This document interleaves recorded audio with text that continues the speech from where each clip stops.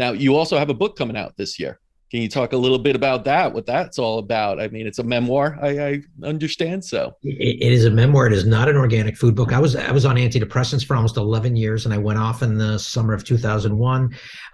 It took me 3.5 years to recover. I was suicidal. So it talks about before, during, and after the antidepressants, and just about my journey, and what happened, and it was the defining moment in my life when I decided to go off, because I took the pills for close to 11 years, and it numbed me. They numbed me emotionally. I was never super happy, never depressed. And so what I started to do was drinking. I drank a lot, because when I was drunk, I felt alive. And I developed a very bad drinking habit, and put me in a lot of very precarious situations. And I eventually quit in 1999. And so the book talks about before, during, and after the antidepressants. yeah, I mean, this is a subject that, being in medicine, it's a very important one, because now you see, the idea of putting children on antidepressants, the idea of anyone with any kind of, any level of anxiety, panic, anything, in a day and age where we all have some, I think, where it's kind of put onto us. We have fear all around us being bred up and kind of pushed onto us. And then the answer for most of medicine is go on antidepressant or go on a medication of some sort, anti-anxiety medication. What would be your advice for someone that is feeling, hey, I am depressed and my doctor is telling me, and what would be the advice to them? I don't tell people what to do with their medication. It's an individual, it's a choice that everyone needs to make. For me, I wanted to live a more natural lifestyle. I didn't want my happiness to be to depend on a pill. And I remember vividly, I woke up one day, and when I was deciding whether to go off or on, and I said, or to go off or to stay on them, I said, how is it that I was born? And it's a miracle that we're all born, right? So how is it that this miracle happened, that I was born, and the only way that I can get through life is from a chemical, from a pill made in in some manufacturing facility off the highway somewhere. That's the only way that I can get through life. I said, no way. But I think people really need to ask themselves, what do they want? What do they want in life, and how do they want to live? And it's up to everyone to decide how they want to live, and in what way. And it's not for me to tell people what to do. My book is not a how-to. It's just my story. But I wanted to live with more natural, more holistic and natural lifestyle.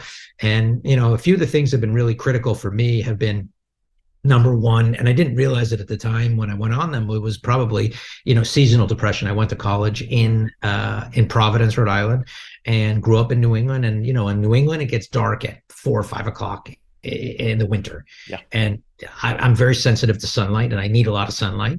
And so sunlight is a big deal for me. And number two is sugar. I didn't really understand the role that sugar played. And I eat very, very, almost zero refined sugar right now. And then just, I've been a long time meditator. I started meditating in 1991, and that has certainly helped. But really, I also had to quit everything. I quit the drinking and the drugs and the cigarettes and everything. And it's really coming to terms with not running away. Mm-hmm. So, so it was a combination of all those things. Yeah, I think it's really important what you said there, is to sit and ask yourself real questions, and you have to answer them, right? Not let a doctor answer them, not let other people say, I feel great on it, or whatever it is. You need to sit there and ask. Right before I got on this, recording, I was talking with an ex-Navy SEAL on a previous recording, and he was also suffering after he got out of the SEALs. He didn't know what to do with himself. He had all this structure there, and it wasn't in the real world. And he turned into depression. He turned to alcohol, all these other things. It just came to that rock bottom point where he had to actually ask himself, like, what am I doing? What makes me happy? How can I was happy before, right? How do you get that back? And again, it's not because you're lacking some chemicals, you said.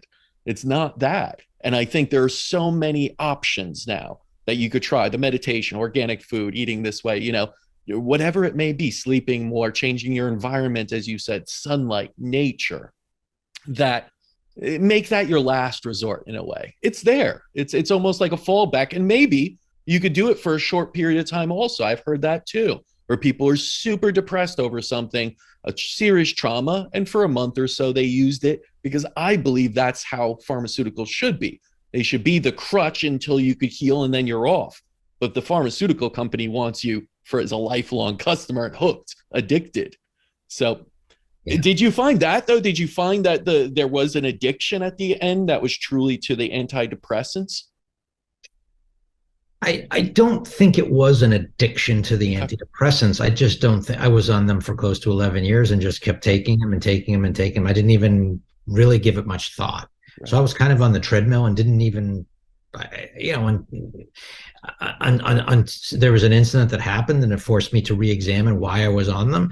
And so I really never gave it much thought. I was just taking them. I was like, oh, I have to take them. And that was sort of it. I just accepted it. And I was told I had a chemical imbalance and it wasn't my fault. And that was it. So, what, Casper, what I think a lot of younger people don't realize is, um, when I went on them in college, this was, 1990, there was no Google. There was no chat GPT. You couldn't research this stuff easily. Now, I mean, you can go online and search all the natural methods and you can find everything in minutes. Back then, there was nothing. So today, we have the access to information is so different. It is such a different time. I didn't have access to any of that stuff back then. And also, health and wellness was not part of the cultural zeitgeist like it is today, where it's when I went organic in 2001, I mean, I was ostracized. No one was eating organic back then. I mean, yes, you could go find it at the stores, but I mean, my friends and my family thought it was, like crazy. Yeah. They thought it was nonsense. No one says that anymore, but that's what it was back then. So I think we've got the information that we have access to now is just night and day, and that if people want a different way, there's plenty of information out there that's easily accessible to them.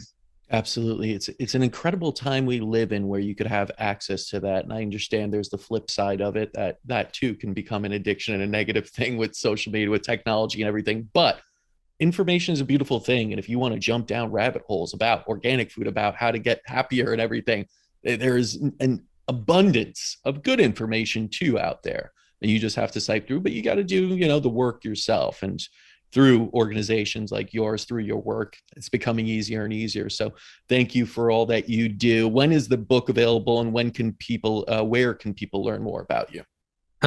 Later this year, it'll be, I don't have a time yet. They can find me at organicinsider.com and livingmaxwell.com. But the majority of my time right now is spent in Organic Insider. It goes out every 2 weeks. Anyone can sign up. It's free. It's a freemium model, so it's free for everyone. There's paid model, and that's how they can find me, and at Living Maxwell on Instagram. And I really appreciate Casper, you having me on, giving me an opportunity to talk about what is going on in the organic food world. And there are a lot of problems, but there's a lot of hope, particularly with this Regenerative Organic Certified and the Real Organic Project. I'm close with both organizations, and I can tell people that there's some very committed people really trying to do the right thing and trying to, save our food supply. No, it's a really, really benevolent mission, and it's so damn important, I have to say. Max, thank you so much.